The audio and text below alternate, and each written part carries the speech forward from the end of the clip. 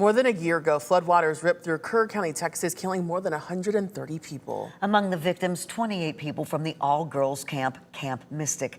Many other campers made it out alive thanks to a Coast Guard rescue swimmer, Scott Ruskan. He's in town at the Grand Haven Coast Guard Festival. I got a chance to speak with him about that mission and the importance of the U.S. Coast Guard. Being around the water has always been a part of Petty Officer Scott Ruskan's DNA. I used to be a lifeguard. I grew up on the water, surfing and boogie boarding and fishing. What's also a part of his DNA is helping others. After college and life as an accountant in New York, I was really just looking for a job that kind of more aligned with kind of my values. He discovered the U.S. Coast Guard and the role of a rescue swimmer. And after enlisting in 2021 and training for months, It's a very hard training. I think it's more mental than physical. You obviously have to be in super great physical condition, but you also just need to be mentally calm, relaxed, and just have a good composure about yourself. he officially became a rescue swimmer in 2024.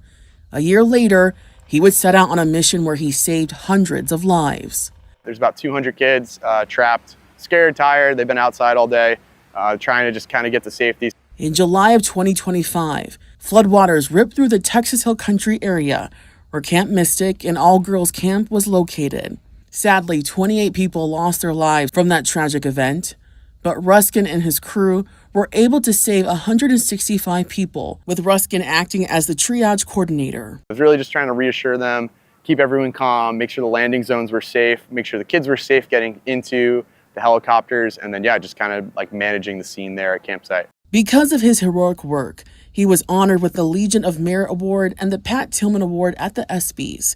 But to him, it's not about the awards. It's about the lives he saved that day. A lot of the families have reached out to not only myself, but the other crews who were working that day. And it's just really heartwarming, and it makes me feel really good about kind of what we do. So if you see him at this year's Coast Guard Festival, you can smile, wave, and even take a photo. But just know, he and the rest of the U.S. Coast Guard are always ready to serve. It's like Semper Paratus, always ready. That's us.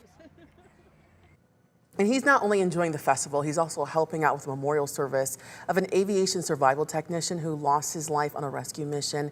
He's based out of Texas.